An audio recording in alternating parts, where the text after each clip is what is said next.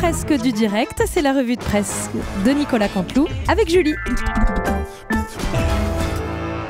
Ça n'élève pas le niveau de la politique, mais l'actu du jour, c'est bien sûr la sortie du livre de Valérie Trierweiler. Merci pour ce moment. Bonjour François Hollande. Oui, bonjour. Je sens que je vais passer une bonne journée. Je le crois aussi, oui. Arrêtez, monsieur Cabrol. Monsieur Morandini, regardez-les.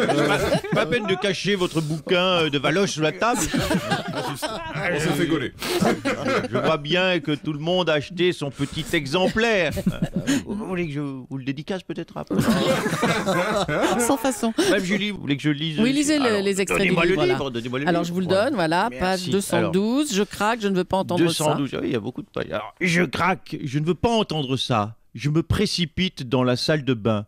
François me retient de son bras musclé, son corps fuselé, bronzé n'est pas sans rappeler celui d'un félin du Kenya ou de David Beckham. Comment pourrais-je exiger l'exclusivité de ce corps si parfait qui passe d'actrice en actrice? N'est-ce pas aussi un peu de ma faute si moi, qui ai voulu toucher les étoiles en m'abandonnant à ce sexe symbole? C'est vraiment le texte, monsieur Hollande, ça? Hein? Oui, enfin, là, c'est la version élyséenne. Oh, ça va, hein, j'ai changé 3 mots. Oui, c'est ça, on va vous croire. Bon, merci beaucoup et bonne journée.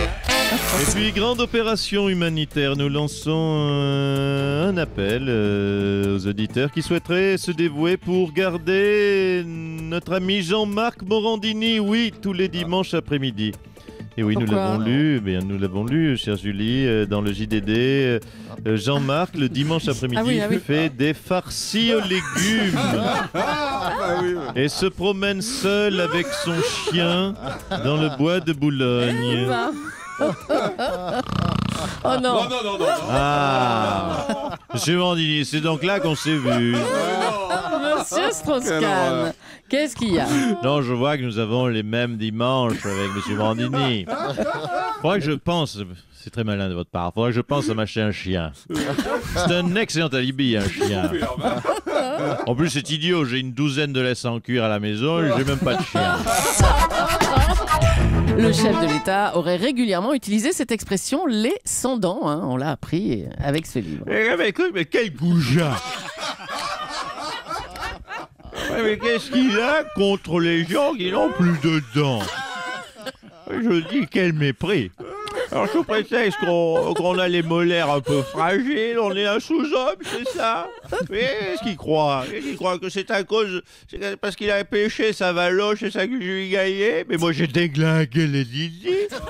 Il me restait à peine, je me souviens, 2 incisives. Oh non, oh là là, s'il vous plaît. Quel mépris. Je vais en parler au Conseil constitutionnel, parce que là-bas, d'ailleurs, nous, on a nos 33 dents. Ah, 33? 32 bah dents. c'est 32 dents. Et chacun a ses 32 dents. Non, au total de tous les membres du Conseil constitutionnel.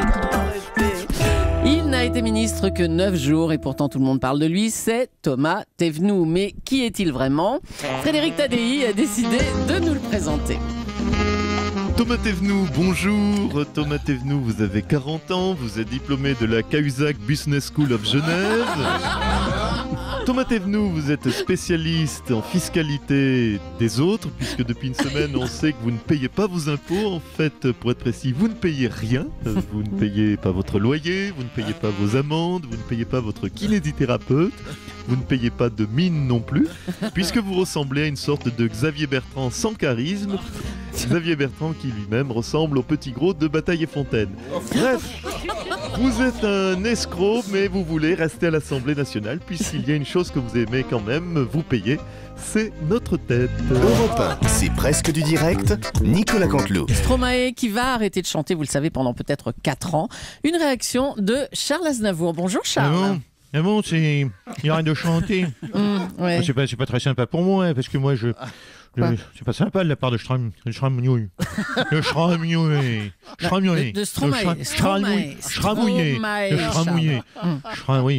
Comment vous dites? Stromae. Excusez-moi, mes souhaits. Ah, mes souhaits. Alors, vous la prenez pour vous, Charles, cette retraite de Stromae? Mais dis donc, le timing n'est pas très bon, hein, Morandini. J'annonce il y a quelques jours, quelques semaines, que je veux faire un duo avec Stromae. 2 jours après, il annonce qu'il arrête pour 4 ans. Vous savez que j'ai 90 ans. C'est toujours compliqué de donner rendez-vous dans 4 ans à un papy de 90 ans. Alors vous allez faire quoi du coup, Charles? Écoutez, je vais prendre mon destin entre mes mains. Je vais faire un duo tout seul. Allez, 3, 4, ris fort. Où t'es papa et papy, où t'es papy, où t'es papy. Oui, merci Charles, ça ira. Ouais. Merci beaucoup. Merci Charles. Je vous fais un formidable en sound remix Aznavour featuring Stromae. Très fort. Oh là là. Formidable. Tu étais formidable. J'étais formidable. Formidable. On va accueillir celui dont le retour est attendu, qu'on soit pour ou contre lui. Bonjour, Monsieur Sarkozy. Bonjour, qu'est-ce que ça fait du bien d'entendre des gens comme Dominique. Bonjour, Mme Julie, M. Cabral, M. Morandini, Mme Polony, j'oublie personne. Hein. Toutes les voix comptent, vous savez. Mme Polony qui cumule, je le note, 17 emplois pour pouvoir s'en sortir avec les... pour pouvoir s'en sortir avec les impôts inouïs depuis que la gauche est passée. Et bonjour surtout à M. Soto, M. Soto qui incarne merveilleusement cette France qui se lève hier. Qui se lève hier. Oui, il y avait la France qui se lève tôt, mais M. Soto, il va plus loin. Lui, il se lève pas tôt. Thomas Soto, il se lève hier, tellement il se lève tôt. Je vous félicite, M. Soto. Merci, M. Sarkozy. La France qui se lève hier, c'est un bon slogan. Monsieur Sarkozy, vous allez revenir, c'est une certitude. On a lu que vous alliez changer à l'UMP le nom, le siège, vous allez tout changer, hein, c'est ça? Je change tout. C'est vrai, je vais vendre le siège. Je vends le siège, je vends l'enseigne UMP, je donne Nadine Morano. Moi-même, je vais aussi changer de nom tellement je vais changer. Mais non, c'est vrai? Mais vous allez vous appeler comment? Écoutez, je pense que c'est une marque qui est un petit peu usée, donc je vais changer, j'ai arrêté le Sarkozy. Je sais pas, les Français populaires aujourd'hui, c'est qui? C'est Goldman, c'est Yannick Noah, c'est Omar Sy, Danny Boone. Donc j'essaie de peut-être, je vais m'appeler Omar Goldman ou Jean-Jacques Sy. ou Jean-Jacques Boone, c'est pas mal. Jean-Jacques Boone, ouais. Votez Jean-Jacques Boone. C'est pas idiot ça. Le retour de Turquie des 3 djihadistes cette semaine est très commenté. Manuel Valls et Bernard Cazeneuve ont promis hier que la vigilance allait être accrue. On va tout de suite à l'aéroport d'Orly pour s'en rendre compte. Les passagers en provenance de Tunisie peuvent récupérer leurs bagages porte 4. Christian, là, ici, regarde. Il y a 2 individus suspects qui se présentent. J'applique la procédure, un instant. Bonjour, messieurs, dames. Veuillez présenter vos papiers d'identité, s'il vous plaît. Nom, prénom, ville de provenance, profession. Mais aucun problème, monsieur l'agent. Donc, non. mon nom, Delanoë, mon petit nom, Bertrand, profession, mais comme vous le voyez, jeune et fringant retraité en villégiature à Bizerte.